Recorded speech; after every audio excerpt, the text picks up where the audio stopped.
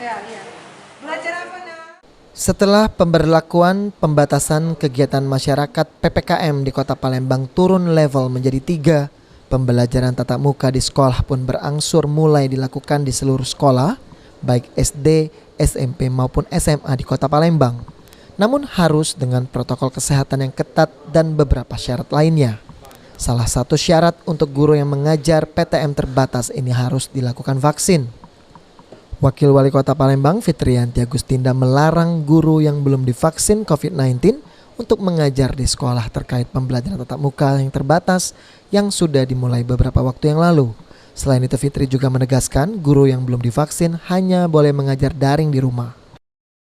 Ya, guru yang belum divaksin kita berharap tetap mengajar tapi di rumah secara online. Yang kedua, kalau ternyata ada kasus penularan di sekolah, dengan berat hati sekolahnya akan ditutup, di stop dulu. Sejauh ini belum ada laporan ya? Insya Allah janganlah. Seluruh guru di Kota Palembang, baik pun SD maupun SMP, ada sekitar 17.000 guru, semuanya hampir rata-rata sudah divaksin, 90 sekian sudah divaksin. Dari data yang ada, sekitar 17.000 guru dari tingkat SD sampai SMA, 90% sudah dilakukan vaksinasi. Irawan, PAL TV.